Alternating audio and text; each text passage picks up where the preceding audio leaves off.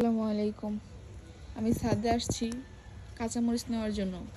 সকালে বউ ভাত রান্না করব, কাঁচামরিচ নাই, এত সকাল তো আর বাজারে যাওয়া সম্ভব না। কিন্তু ছাদে এসে দেখি বেশি নাই, সব শেষ। অল্প কয়টা আছে, আপাতত এগুলাই নিয়ে রান্না করি, পরে বাজার থেকে কিনে আনবো।